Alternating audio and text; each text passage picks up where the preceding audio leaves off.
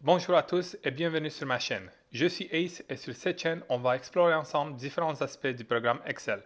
Que vous soyez passionné d'Excel ou simplement curieux d'en apprendre davantage, vous êtes au bon endroit. Alors, abonnez-vous et activez la notification pour ne rien manquer de mes prochaines vidéos.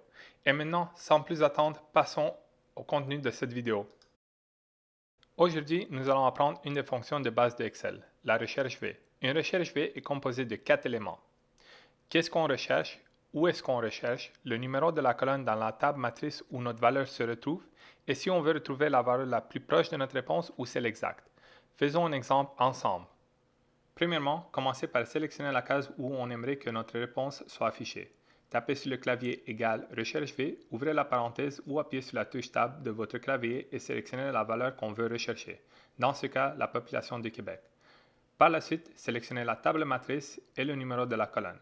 Très important que la première colonne de votre table matrice contienne la valeur que vous avez sélectionnée dans la première étape de la formule. Dans ce cas, le nom de la province.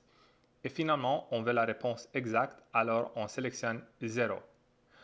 Comme on peut le constater, la population de Québec est identique aux deux endroits, dans votre table de résultats et la table matrice.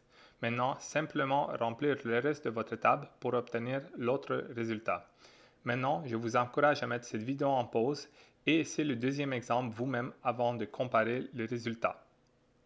Essayons de trouver les capitales de ces trois provinces. Comme dans le premier exemple, commencez par taper égal recherche V et sélectionnez ce que vous recherchez. Par la suite, sélectionnez la table matrice et le numéro de la colonne où votre réponse se retrouve. Dans ce cas, 3. Et finalement, 0 car on veut avoir la réponse exacte. Comparez vos résultats. Et maintenant, il nous reste qu'à remplir le reste. Comme vous pouvez le constater, ceci nous permet de rapidement remplir notre table avec les données recherchées. Merci d'avoir regardé la vidéo et n'oubliez pas de donner un like si vous avez aimé le contenu et laissez-moi savoir dans les commentaires s'il y a un aspect particulier que vous aimeriez voir.